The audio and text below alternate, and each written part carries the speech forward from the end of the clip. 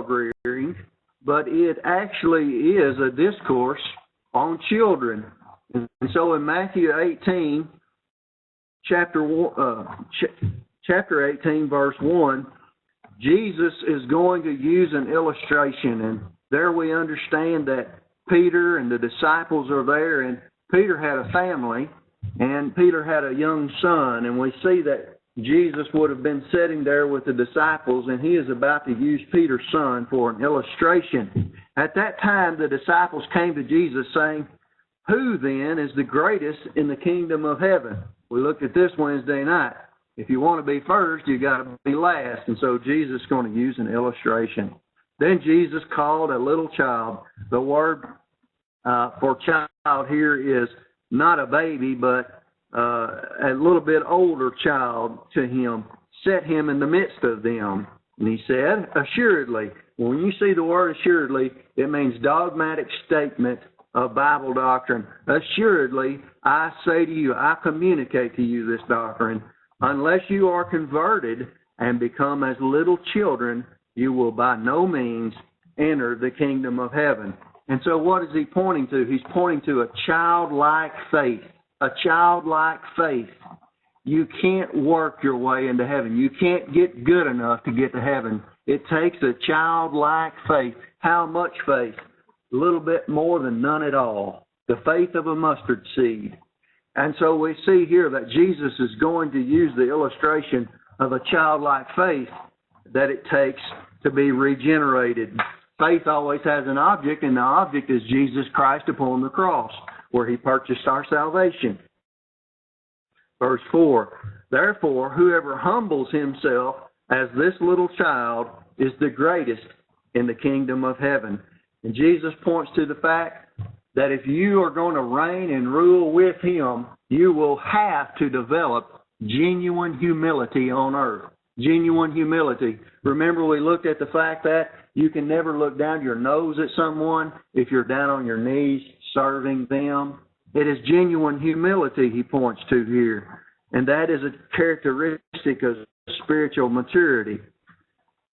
Verse 5, he's going to go on and use another teaching element since he has a child in front of him. Whoever receives one little child like this in my name receives me. And so we see here that as Christians, as believers, we need to be having the correct attitude towards children. We do not need to view children antagonistically. We need to understand that when we help a child, when we look and we, I see a lot of pastors are going to sit here and tell you, you need to adopt some children. You need to go out and find out. You need to build an orphanage, and you need to go because of this verse right here. Well, I'm going to tell you, that right there, it would bring a tremendous amount of misery to you. It's not your job to go out and adopt all the children of the world. You got that? Now, God may lead you to adopt one child, but I'm going to tell you, the parents are the ones who are responsible for their children. And you are not responsible for every child that's walking the face of the earth. No matter how compassionate you are, God holds parents responsible. Now, we understand that there are orphans and there are children who need to be adopted, but we do not want to contort this into the wrong idea. The idea here is that we don't want to be involved in child abuse, and that's what he's about to teach. Verse 6, but whoever causes one of these little ones who believe in me, this is a child, believer, to sin. The word to sin actually is scandalizo. Scandalizo. This is a word that originally meant to, it was a piece of a trap, and it was the trigger on the trap. And so if you're going to trap a rabbit, you got to have a trigger on your trap, right? When we were kids, we always made rabbit gum. And it was a box and it had a trigger on it. You hung a carrot at the back. And the rabbit went in the box and he went to get the carrot and he hit the trigger and the lid shut. Never caught a rabbit. I don't guess mine was very good. But you get the idea. Scandalizo was the trigger on the trap. And so we see here that sin is a bad translation. It means to trap a child in child abuse. And what is the effect of trapping a child in child abuse? You murder their soul. You murder their soul. And so scandalizo means to trap a child in child abuse. It would be better for him if a millstone were hung around his neck and he were drowned in the depth of the sea. Now, Jesus used an interesting illustration for those who are child abusers. He says, a millstone hung around his neck. And if you knew anything about millstones, they used to use a donkey to pull the millstones, and sometimes 2 or 3, a mule. I'm going to stop and tell a story.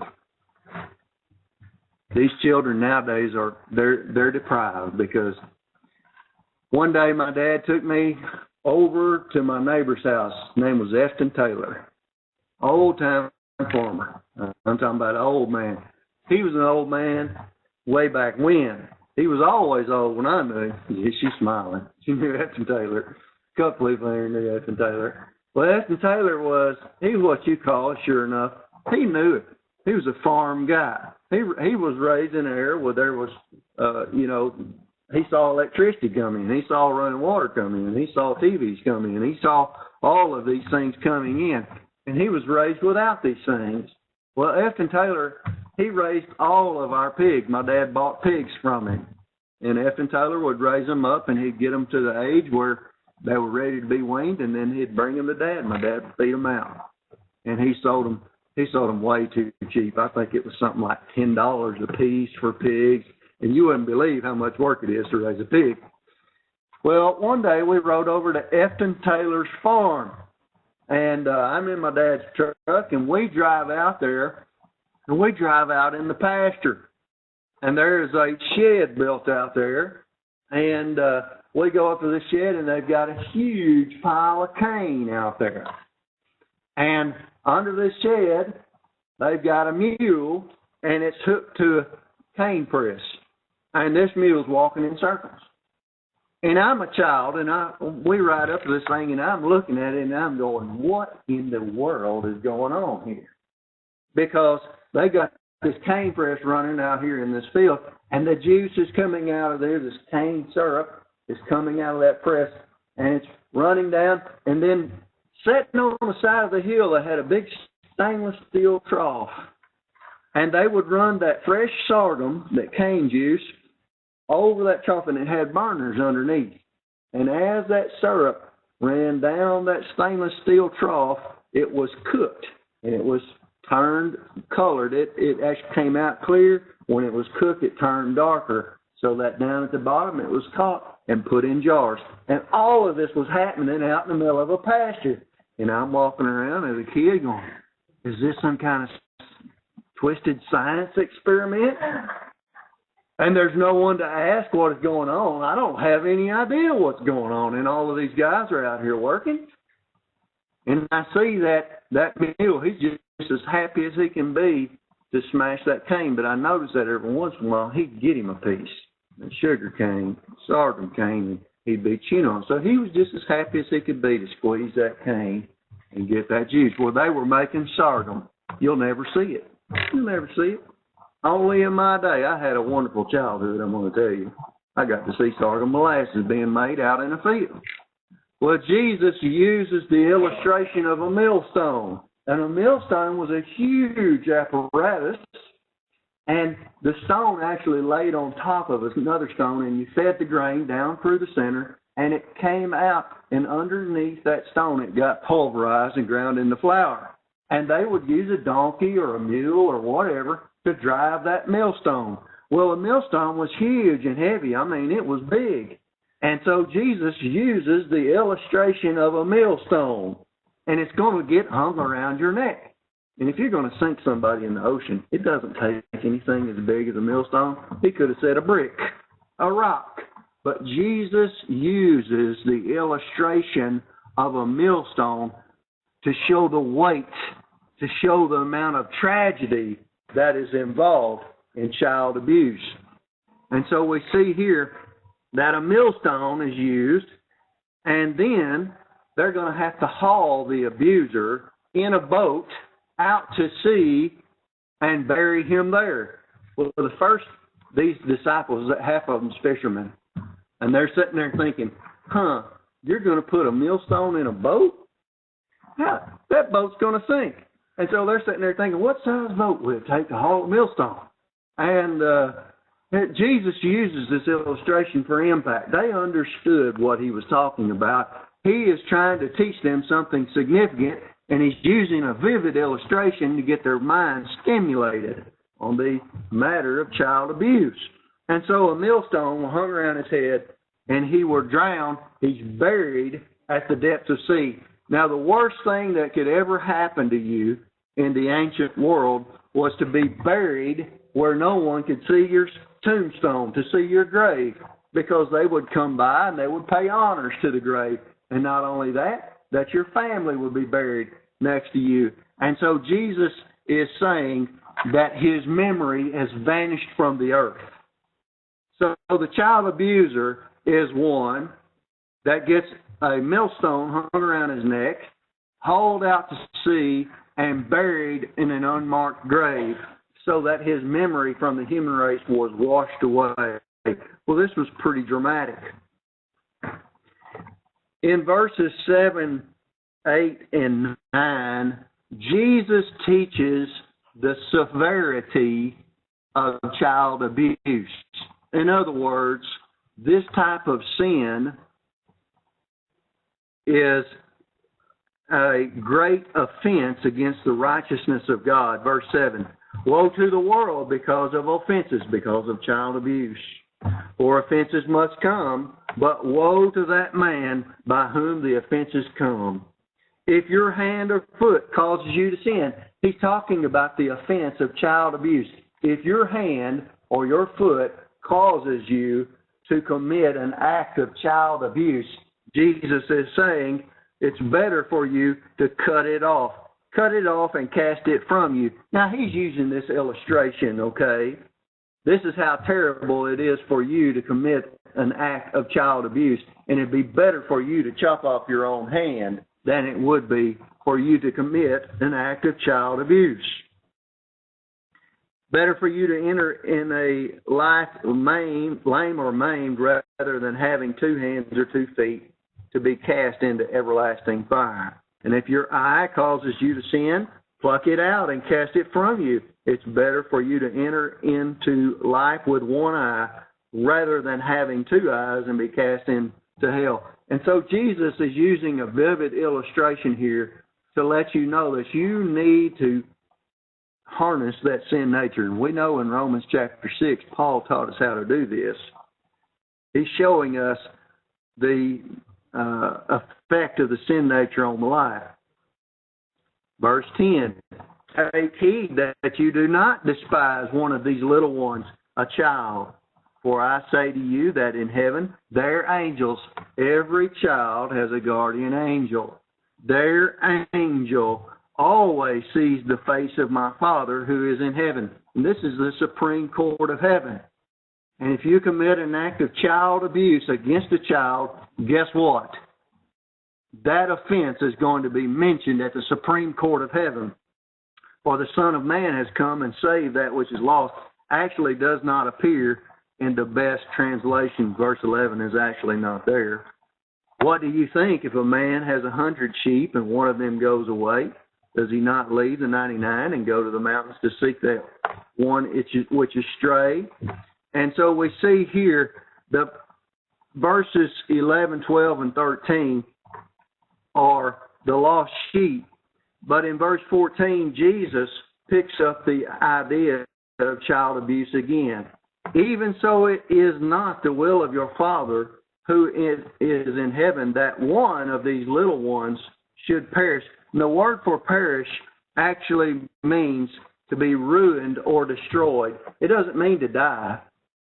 It means to have their soul destroyed by child abuse. And so we need to understand what child abuse is. Well, we understand that sexual abuse is child abuse. No child should be sexually molested. And we understand that we in America, we've strayed from our ways, and we should be executing pedophiles right now to send a sign to the others that they cannot get away with it. And so we know sexual abuse is prevalent, and it is a destroyer of the soul. Also, we understand physical abuse, and we see this in America too. And we see children who are treated harshly, and they are abused physically. And this is a form of child abuse. But also there is verbal abuse. And when we get into these last two, we need to understand that everyone in this room has gone through some abuse as a child. That is normal for you to come in contact with some form of abuse. And we see verbal abuse. Well, this could vary anywhere from a child being cursed at constantly or being called names. Don't ever call your child names and abuses like that. We should be straightforward with our children. And even children now at an early age are taught how to cuss.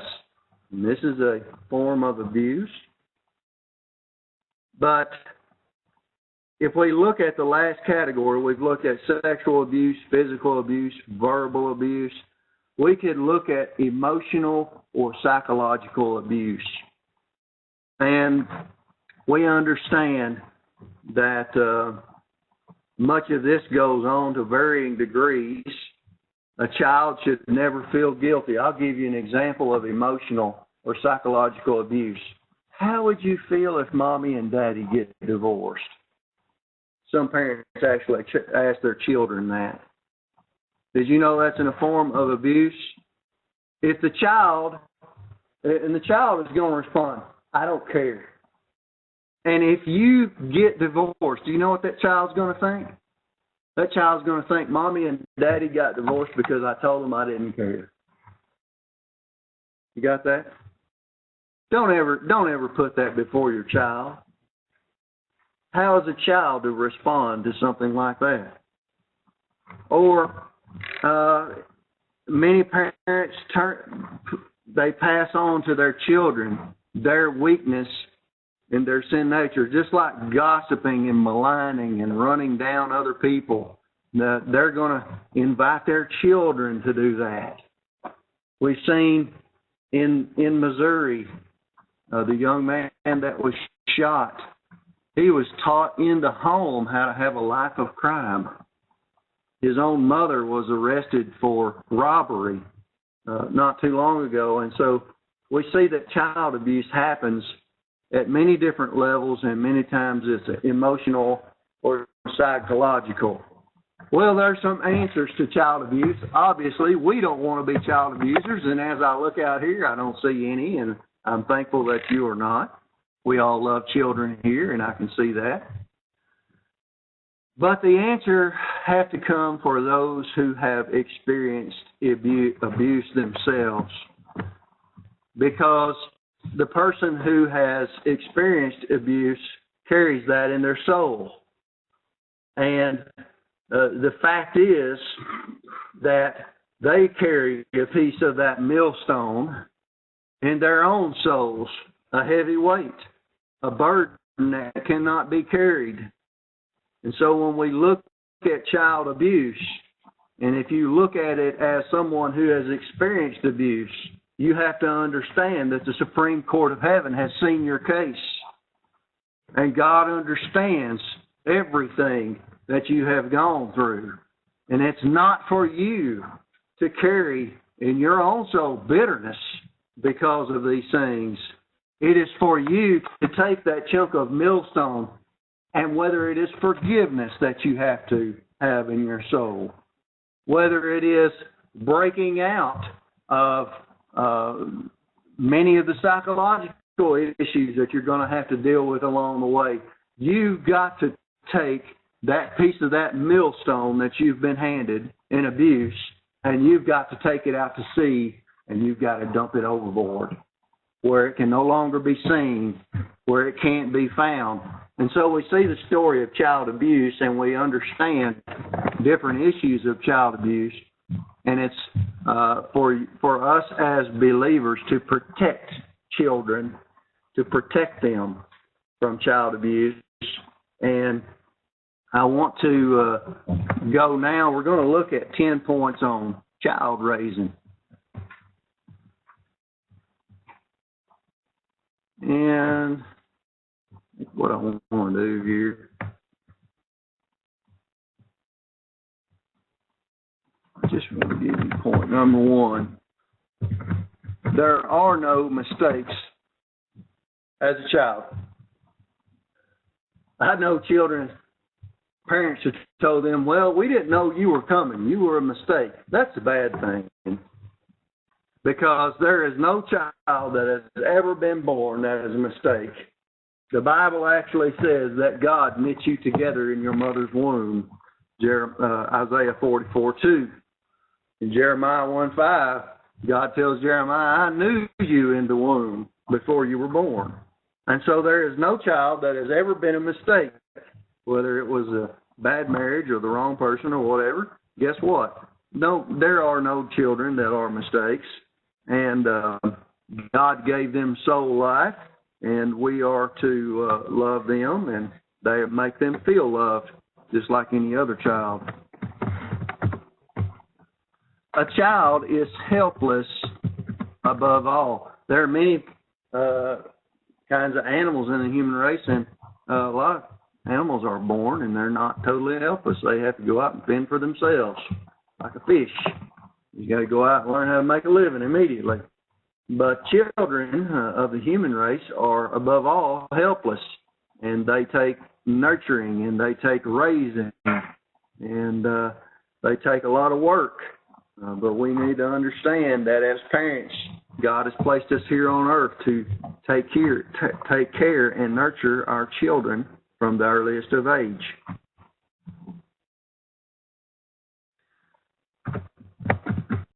God provided an environment for raising children, and a man and a woman in the home. So God provided parents for the environment of raising children, of having a family, a man and a woman. And so we understand that this is the perfect situation for a child to have both parents in the home. It's the man's job to supply the discipline. It's funny the other day because we're having a conversation, and it went something like this. The boys would be getting in trouble, and the mama would say, just wait till your daddy gets home. Just wait till your daddy gets home. And when daddy got home, it got serious. And so it is the job of the male to supply discipline, and many times the female is responsible for raising the children at a very early age, and then at some time the male needs to step up to the plate and begin to teach the children how to be adults and these kind of things. One can do it. Contrary to popular belief, one parent can do a pretty good job at raising children on their own. There are some traps in this. Many parents sublimate with their children. In other words, they become a child with their child. And this happens quite often when a single parent tries to raise a child, especially with ladies. And it's a trap because once you sublimate with your child, you can no longer discipline them. They see you as an equal. They no longer see you as a parent in authority. And so it's very important to maintain the authority in a child-rearing situation. There is a purpose for raising children. It's twofold. The first is to produce a useful member of society. So if you're raising children, the first issue is to be able to raise them up and produce a useful member of society.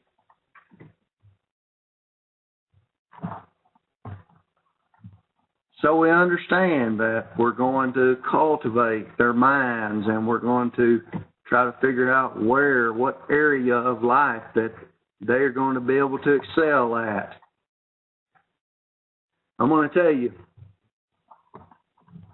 there are some kids who need to be bookworms and who need to be very academically cultivated. They need to learn, and they need to have inside job. Their mind needs to be cultivated. But I have seen a great many young men who just need to be handed a splitting maul. You got that? They didn't need to study Aristotle and Plato and Socrates. What they needed to learn how to do was run a chainsaw and split wood and learn how to be a man and build fence and break horses and ride bulls or whatever it is they do. You got that? So it is the parent's responsibility to look at their child and say, where can they excel? And where can we place them in society where they can be a useful member? In other words, we're not going out here to try to figure out how many welfare programs you can get on because you're just not worth anything. And you need a lot of help. No, we're going to figure out how we can use you as a member of society to make some progress. Whether it's washing dishes, whether it's splitting wood, whatever it is, whether you're going to be a valedictorian, you're going to go on to be a college professor, or whatever it's going to be. It's a parent's job to produce a useful member of society. And then the second purpose is to raise a childlike, a Christ-like character. Instill a Christ-like character. It goes without saying that we ought to evangelize our children. But we ought to train them up to have a Christ-like character. We've got to teach them how to throttle back their sin nature. Any child has to learn how to control himself and control their sin nature. We've got to teach them how to keep their sin nature in check. Otherwise, we're going to produce a bunch of killers. You got that? All these people that commit these mass murders and public shootings, you know what their problem was? They didn't have a father that taught them how to keep their sin nature in check. So you reap what you sow, young man. Come here to me. You're going to feel the leather. Whatever it is. The children have to be taught how to control themselves. Here's a great point. If we make a mistake raising a child, guess what? It's not permanent. God built them so that we can make some mistakes along the way and not ruin them. There's always a chance to get back right and to keep on going and to turn around and get in the right direction. And so children can be molded and made. In Proverbs 22:6, it says, teach a child the way he should go.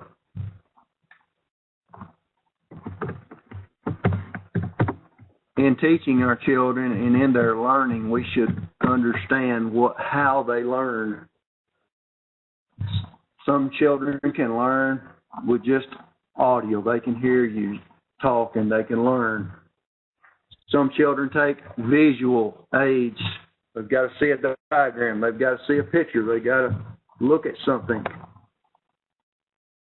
Some children are hands-on. They've got to touch something. They've got to put something together.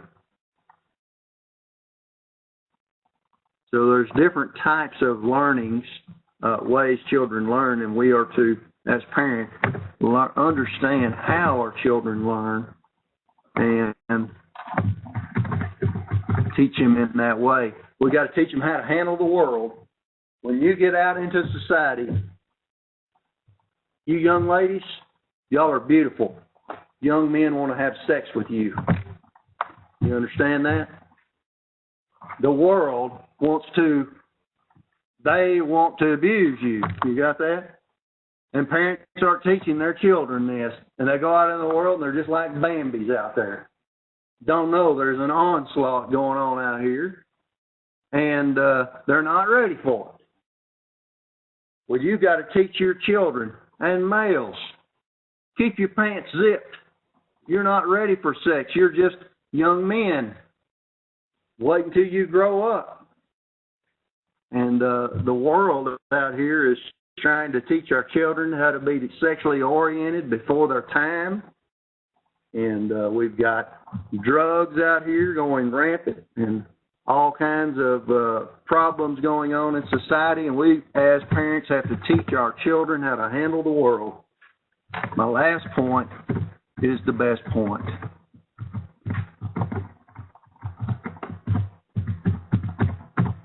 We have to raise our children in the nurture and admonition of the Lord. Children are like fragile plants. Take water, sunlight, care, fertilize. They're very fragile. They have to be nurtured. They have to feel loved. They have to be installed a sense of confidence in their life that they can do things, and they have to be built up by the parents. And the admonition comes in where we have to train our children how it's going to be to operate under the Lord's authority. In other words, our children are ours.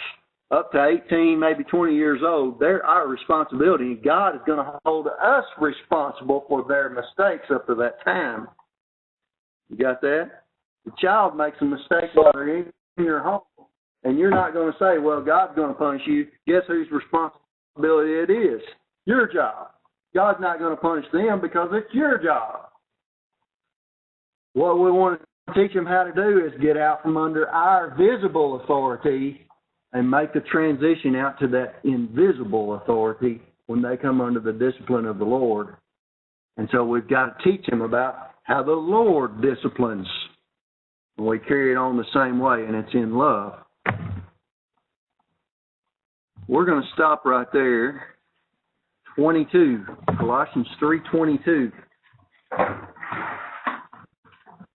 We're going to look at one phrase. I'm going to take you right into a PowerPoint. Bond servants, that means slaves. That's hired hands. I'll stop and tell you right now, friends, you take a job, you're a slave.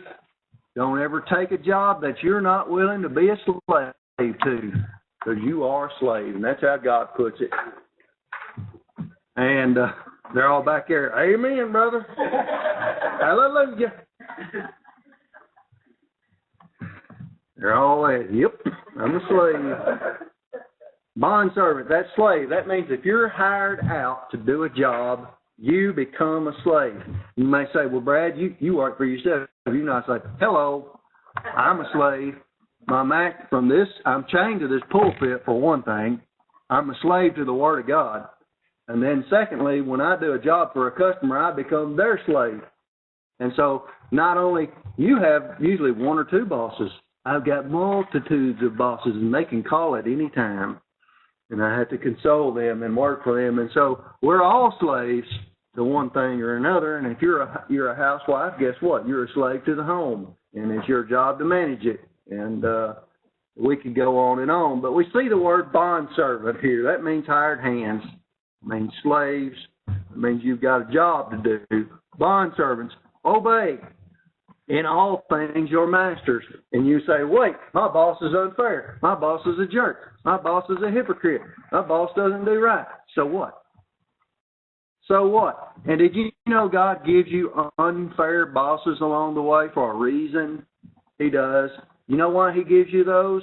He's preparing you. We all need to get treated unfairly at some time in our lives, and we need to endure it. You know why?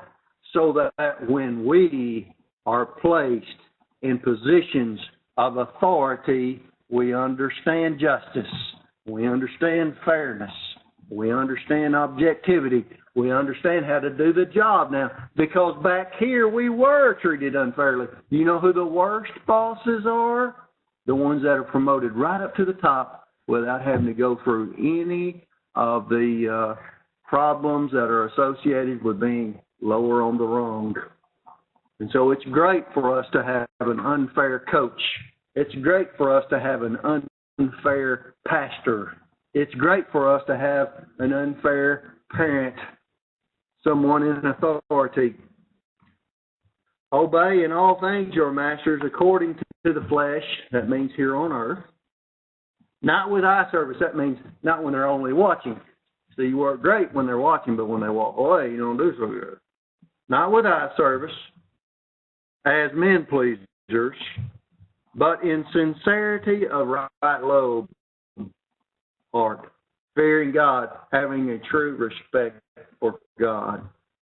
And whatever you do, do it heartily from the soul, suke, as to the Lord, and not to men. And so what I want to start out with on this section is the doctrine of authority. This is a quick little PowerPoint that I've put together for you.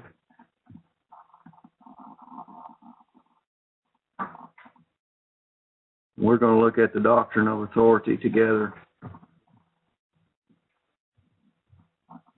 Authority exists in the temporal and spiritual realms of life. God ordained it that way.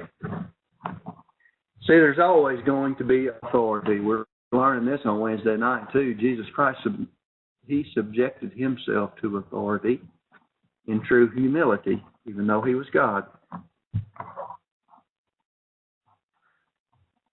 So there will always be certain members of the human race that have jurisdiction and responsibility for others. See, you want anarchy, no authority. You just want to run amok.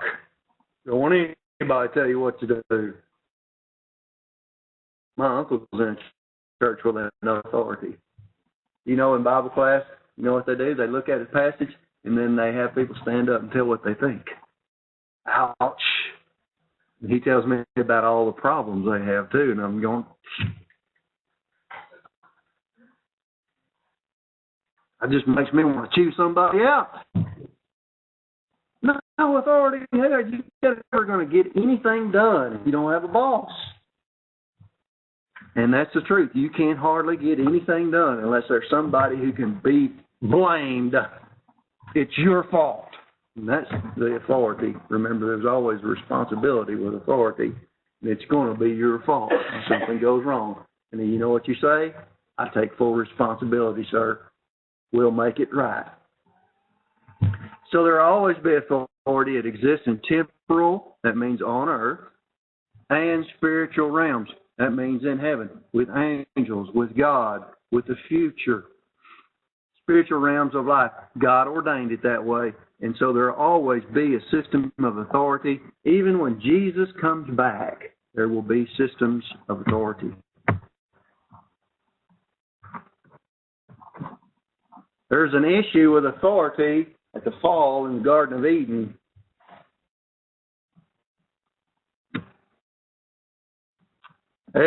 Every morning, Jesus would walk in the garden and he would have Bible class with Adam and Eve. They didn't have a book. They had the Lord himself. And every morning he would teach them doctrine. And of course, it came with authority. It came straight from the Lord's mouth. So there was authority in the Word. We understand that they were given the command, do not eat of this tree. And then also there was authority with the husband, and there was a problem with that. We find the authority with the Word. They didn't obey the Word. They ate of the forbidden fruit. But the problem with the husband's authority is that he had authority over his wife, and he did not keep a check on her soul. She began responding to the pet, and he didn't catch it. And so there was a failure of authority. There was a failure to heed the Word of God, and Adam disrespected his own authority and that he did not keep a check on his wife. I'm going to give you some examples of authority in life. These are very simple.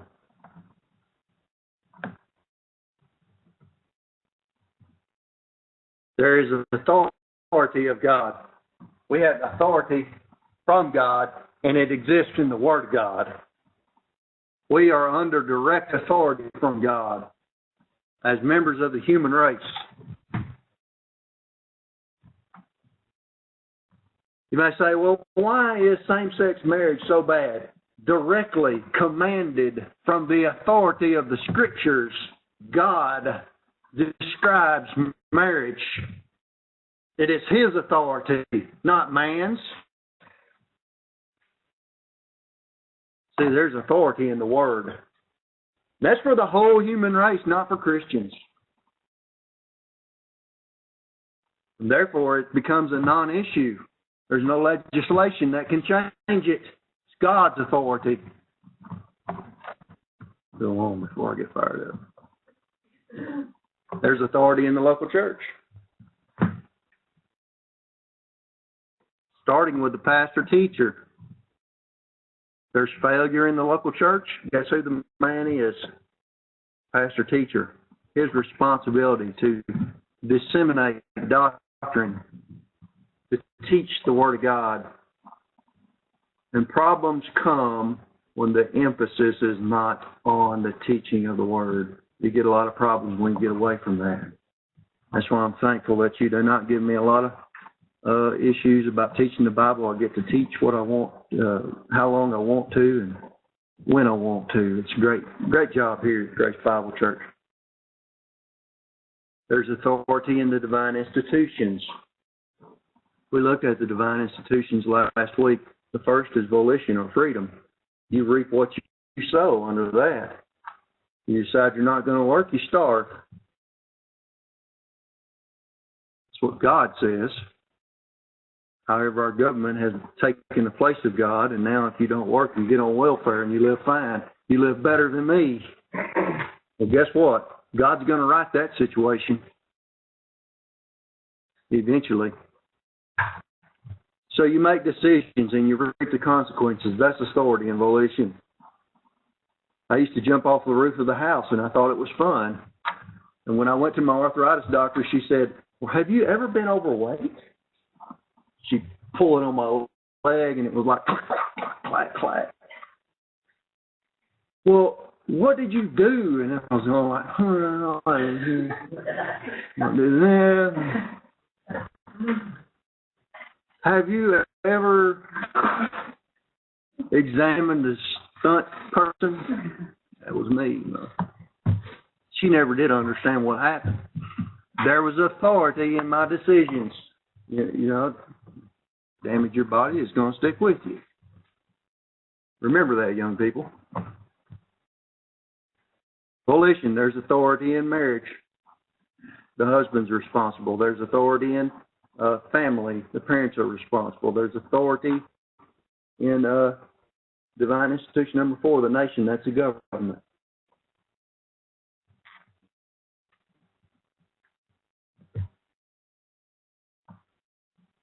There's authority in education. That's the teacher, the principal.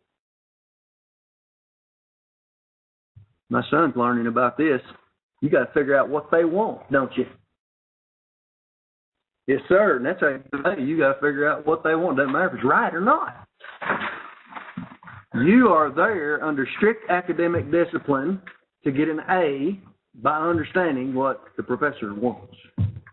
You're a student without repertoire. In other words, you're not there to teach anything you know.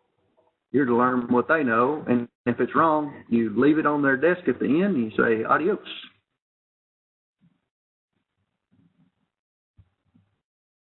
There's authority in athletics.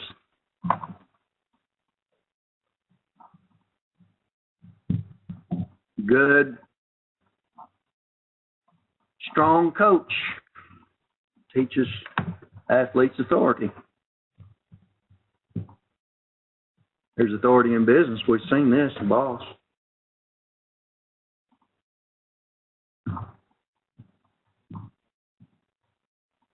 There's authority in the military.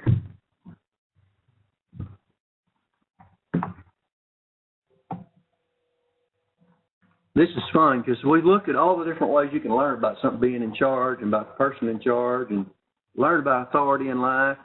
We looked at all the different ways. And here's what happens. Many children grow up and they never learn authority of their parents and never learn authority from their decisions because they always get out of trouble. They never get in trouble for what they do. They never learn from the authority of their parents. They never learn from a teacher in a classroom. They never learn in athletics. They don't learn from a boss. They don't learn. They don't join the military. They reject that. And guess where there's authority that they can understand? Boom. That's what happens. And so it's funny because when I go to jail, you'll find out they still don't understand authority. I say, why don't you practice being nice to the guard and respecting his uniform? And they have no idea. Here it is. I say, don't you understand that guard is protecting you from hostile people on the outside who want to kill you? They don't get it. They don't even get it. This person is sitting in jail because they've done something bad to another member of the human race. And I said, if they open that cell door, don't you know that daddy would be in here and he'd whoop you black and blue and he'd hang you right here in this jail. And they don't even understand that guard is there not to keep them from breaking out, but keeping the lynch mob from the outside to get in there and get their hands on them. And they still don't respect the uniform. They don't respect it. And I have to sit there and I have to teach them about Paul, who was in the stocks, and how he sang in prison. And you go on. There are words for authority in the Bible. I'll give you some of these in the Greek. Akuo. Akuo means to hear. Hupo means under. It's a compound word. Hupo. And it means to obey. In other words, you're given instructions and you obey them. Matthew 8:27. Jesus, he told the waves to be calm. He told it to be calm and it listened, and it was under his authority. And this is the word that is used. Hupotasso was a military term that is used for authority, and there's many words from the military that are used in the Bible and analogies from the Bible. And we are Christian soldiers, each one of us, and we're living in a spiritual battle called the angelic conflict. And so this is a word that goes along with authority. Pitho, used in James 3:3, it means to be obedient like a horse with a bit in its mouth.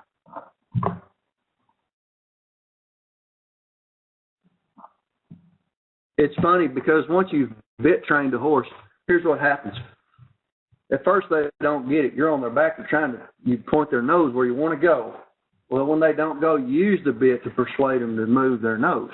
And since will get their cheeks in a bind, and it kind of puts some pressure on their jaws, they move their nose. But a good horse that starts to orient to the rider's authority, pretty soon the reins start rubbing on the side of its neck, and that horse will feel the rein pressure. And it'll feel the reins move and put pressure on one side, and it'll begin to turn its head and point its nose without ever feeling the bit. And this is what you say, getting soft in the mouth. They're beginning to get soft in there, and they're starting to neck rein. They're understanding. So that pretty soon you can just pull the whole bit out of their mouth, and some of these riders have nothing but just a piece of rope that goes on the horse's neck, and they'll feel that rope and they'll steer with it. We are to be the same under God's authority, so that when we feel the lightest pressure in God's directing us, that we respond to it to the right direction in life. The tragedy is there's a lot of horses who just disrespect the rider. You never can get them respecting the rider. And they want to buck you off all the time. They want to run you through the brush. They're going to run you under the lowest limb. They're going to try to get rid of you. And that's how many Christians are, disrespecting God, and they never get soft towards Him and recognize His own authority in their life. Fifth, archeo, Titus 3:1, government authority.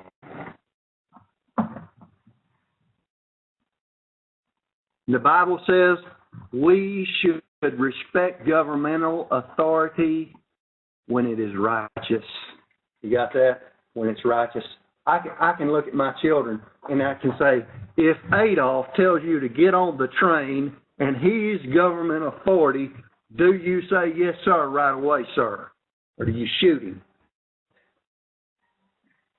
See, can you get it?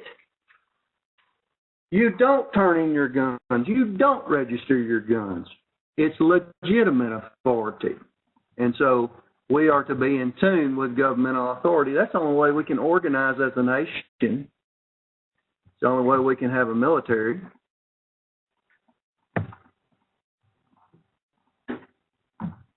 Point 5, we have the principle of command from God, imperative mood. In the Greek, every verb has a tense, a voice, and a mood.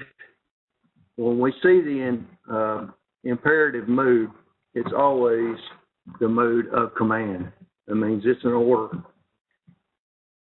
It's funny because there's 4 different moods. The optative mood means a wish. It's a desire. I wish you were, but you're not. See, God, He understands volition. There's a subjunctive mood. That means potential. Maybe you will and maybe you will not. There's the indicative mood. That's a reality. It has happened. It is a reality, but the imperative mood is a mood of command.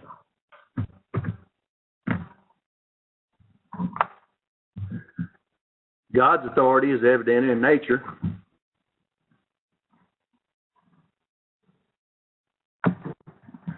These are so-called scientific laws. Scientific laws are actually not scientific laws at all.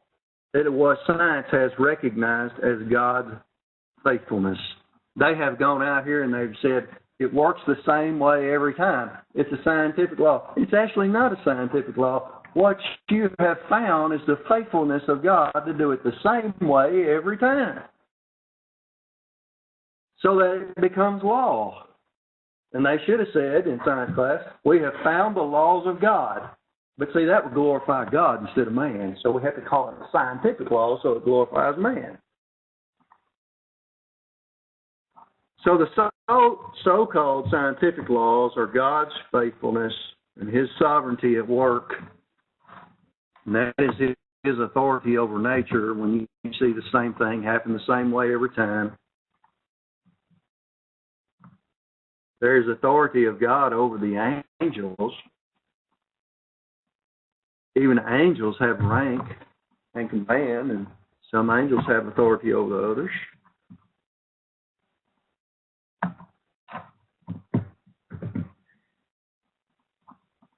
And the last point number 8. There is authority in eschatology. That means future events. You say, when Jesus finally comes back, I'm not going to have a boss. Ha! Guess what? There will be a chain of command even when Jesus comes back. We find out in these passages, the believer in the church age who grows to spiritual maturity is going to reign and rule with Christ. In the millennium, that's for 1,000 years. And then even after that, God is going to place believers in positions. There's no equality in the future. In positions of authority. And He's going to divide the universe with those And I like to think about it this way, because Grace Bible Church is a little church, and we're out here in the middle of nowhere. We don't have a coliseum. People don't know who you are or what you're studying. They don't understand any of these things you do out here. But one day, people will understand what exactly happened at Grace Bible Church. It's going to be a thing. And you'll be able to invite your friends in eternity future to your own section of universe that God has given you authority over. You ought to see the deer lease I'm going to have in eternity future. It's going to be cool. I'm going to have a whole planet for deer hunting. You didn't know that. See, I'm going to have one for drag racing, one for deer hunting, one for shooting guns, and the Bible actually says that we can't even think how cool it's going to be. We can't put words to it, so we don't understand. It's better than anything you could even think of. And so God is going to delegate authority in the future to his people. I want to thank you for your attention and attendance